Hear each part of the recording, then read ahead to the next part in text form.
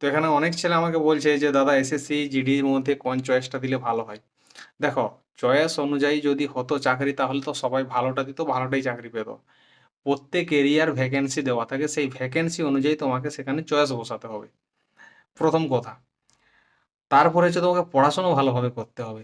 Practice করতে হবে physical. মেডিকেলের জন্য মেহনত করতে হবে, তবেই তোমার হবে।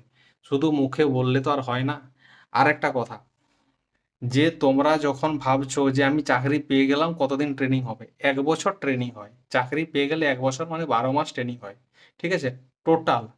কিন্তু তুমি দেখবে যে কোনো একটা একাডেমিতে একটা ছেলে ৯ মাস ধরে পড়েছে, চাকরি পায়নি। একটা ছেলে ১ বছর ধরে পড়েছে, ২ বছর ধরে পড়েছে, চাকরি পায়নি। বলছে ভ্যাকেন্সি বেরোয়নি। আরে ভাই, কোনোই ভ্যাকেন্সি বেরোয়নি। তো এটাই হচ্ছে মেন পয়েন্ট, যে একটা ছেলেকে যতদিন তারা একাডেমিতে রাখতে পারবে তার থেকে টাকা নিতে পারবে প্রতি মাসে ২,০০০, ১,০০০। এটা তাদের লাভ। তো এই থেকে সাবধানে থাকবে, দূরে থাকবে। জয় হিন্দ। ভিডিওটা শেয়ার করো।